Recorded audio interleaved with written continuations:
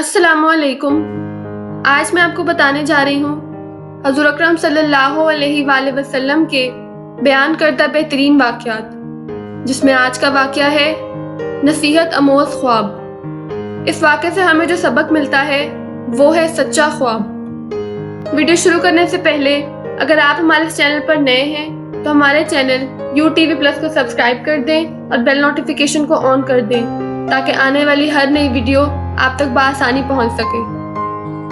हज़रत समरा बिन जंद रज़ियल्लाहु ताला अन्हो से रिवायत है कि रसूलुल्लाह सल्लल्लाहु अलैहि वसल्लम अक्सर अपने सहाबा रज़ियल्लाहु ताला अन्हो से दरियाफ्त फरमाते, क्या तुम में से किसी ने कोई ख्वाब देखा है?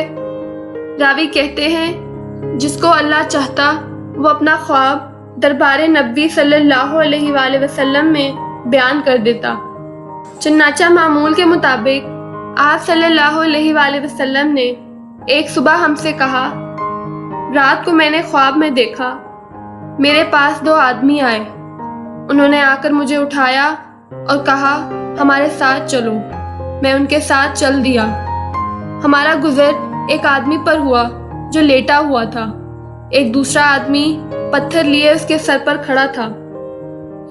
जब वो पत्थर को उसके सर पर मारता उसका सर पाश पाश कर देता। पत्थर लड़क कर दूर चला जाता और वो पत्थर के पीछे जाकर उसको पकड़ता। उसके वापस आने तक उसका सर सही हो जाता जैसा कि पहले था। फिर वो दोबारा उसकी तरफ लौटता और उसके साथ इसी तरह करता जैसे पहली दफा किया। आप सल्लल्लाहु अलैहि वसल्लम ने फरमाया, मैंने उनसे कहा, सुभान अल्लाह, ये दोनों कौन हैं? आप सल्लल्लाहु अलैहि वसल्लम ने फरमाया कि उन्होंने मुझसे कहा, आगे तशरीफ ले चलें। फिर हम चले और एक आदमी के पास आए जो गुद्दी के बल लेटा हुआ था और एक दूसरा आदमी लोहे का जंबूर लिए उसके ऊपर खड़ा था और वो उसके चेहरे की जानिब से आता है और उसके जबड़े को गुद्दी तक चीर देता, उसके नथने और उसकी आंख को भी गुद्दी तक चीर देता। रसूल सल्लल्लाहु अलैहि वसल्लम ने बयान किया कि फिर वो दूसरी जानिब चला जाता और उसके साथ वही मामला करता जो उसने पहली जानिब के साथ किया था।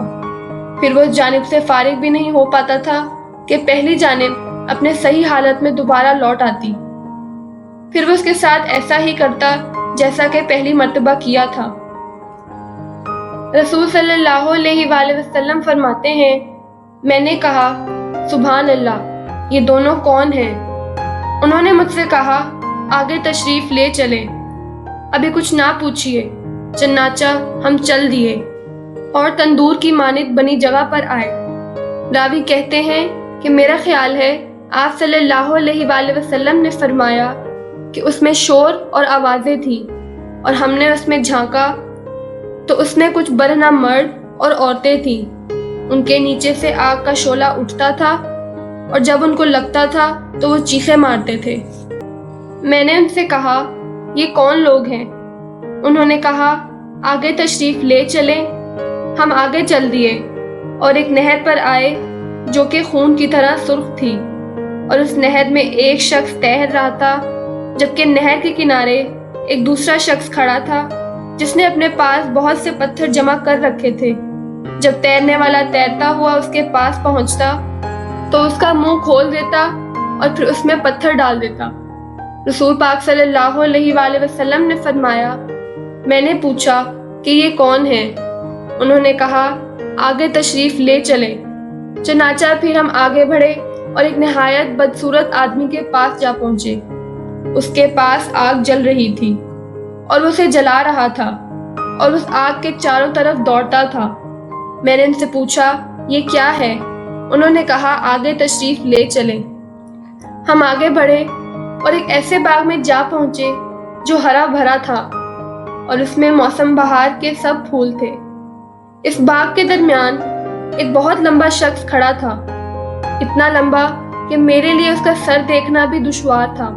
वो आसमान से बातें करता था और उसके चारों तरफ बहुत से बच्चे थे। इतने बच्चे मैंने कभी नहीं देखे थे। मैंने पूछा, हमने ये शख्स और उसके साथ अजीमुल शान और खूबसूरत दरख्त देखा اس سے پہلے ہم نے ایسا درخت کبھی نہیں دیکھا تھا۔ انہوں نے کہا، اس پر چڑھ جائیے۔ ہم اس پر چڑھ گئے اور ایک ایسا شہر دکھائی دیا جس کی عمارتیں سونے اور چاندی کی اینٹوں سے بنی ہوئی تھیں۔ ہم شہر کے دروازے پر آئے اور اسے کھلوایا اور اندر داخل ہوئے۔ ہم نے وہاں پر ایسے لوگوں سے ملاقات کی جن کے جسم کا آدھا حصہ تو نہایت خوبصورت تھا اور دوسرا حصہ نہایت بدصورت۔ چنانچہ میرے ساتھیوں نے ہم سے کہا کہ جاؤ اور اس نہر میں کود جاؤ۔ یہ نہر نہایت عمدہ اور چوڑی تھی اور اس کا پانی دودھ کی طرح انتہائی سفید تھا۔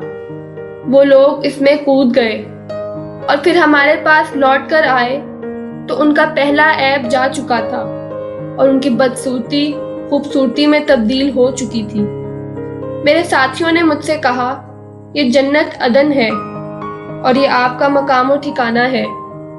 رسول اکرم صلی اللہ علیہ وآلہ وسلم نے فرمایا، میری نظر اوپر کی طرف اٹھی تو سفید بادل کی طرح ایک اور محل نظر آیا۔ انہوں نے کہا، یہ بھی آپ ہی کا مقام ہے۔ میں نے ان سے کہا کہ اللہ تعالیٰ تمہیں برکت دے، مجھے اس میں داخل ہونے دو۔ انہوں نے کہا، اس وقت تو آپ نہیں جا سکتے، لیکن ہاں، ایک دن اس میں آپ ضرور جائیں گے۔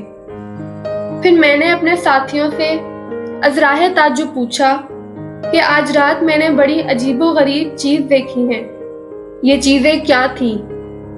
انہوں نے کہا، پہلا شخص جس کا سر کچلا جا رہا تھا، یہ وہ شخص ہے جو قرآن سیکھتا اور اسے چھوڑ دیتا اور فرض نماز کو ترک کر کے سو جاتا تھا۔ اور وہ شخص جس کا جبڑا، ناک اور آنکھ گدی تک چیری جا رہی تھی، یہ وہ شخص ہے جو صبح اپنے گھر سے نکلتا اور جھوٹی خبر اڑاتا جو دنیا میں پھیل جاتی۔ اور وہ ننگے مرد اور عورتیں جو تندور میں آپ نے دیکھے، وہ زناکار مرد اور عورتیں تھیں۔ اور وہ شخص جو نہر میں تیر رہا تھا اور پتھر اس کے منہ میں دیا جاتا تھا، وہ سود خور تھا۔ اور وہ بدصورت شخص جو آگ کے کنارے آگ بھڑکا رہا تھا، وہ جہنم کا مالک نامی داروغہ ہے۔